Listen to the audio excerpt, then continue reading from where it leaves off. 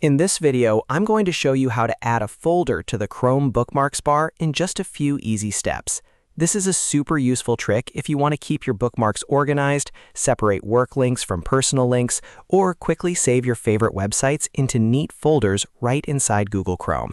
If this video helps you out, make sure to hit the like button and subscribe for more simple tech tutorials. All right, let's jump right in. First, open Google Chrome on your computer. Once Chrome is open, we need to make sure the Bookmarks bar is visible.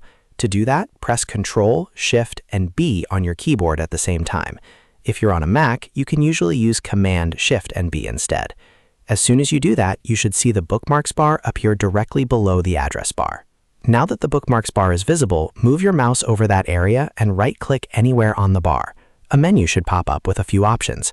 From that menu, look for the option that says Add Folder and click it. This is the step that creates a new folder on your Bookmarks bar, so you can start organizing your saved sites more efficiently. After you click Add Folder, a small window will appear asking you to name the folder.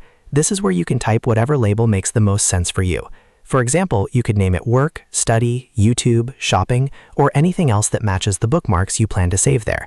Try to choose a clear name so you can find it quickly later. Once you've typed in the folder name, click Save. And that's it. Your new folder will now appear on the Chrome Bookmarks bar. You can click on it anytime to open it, and you can drag bookmarks into it whenever you want to keep your browser organized. This is a really simple feature, but it can make a huge difference if you use Chrome every day and have a lot of websites saved. Instead of scrolling through a long list of bookmarks, you can keep everything sorted into folders and access what you need faster. If you found this tutorial helpful, please give it a like, subscribe to the channel, and turn on notifications so you don't miss the next quick how-to guide. Thanks for watching, and I'll see you in the next video.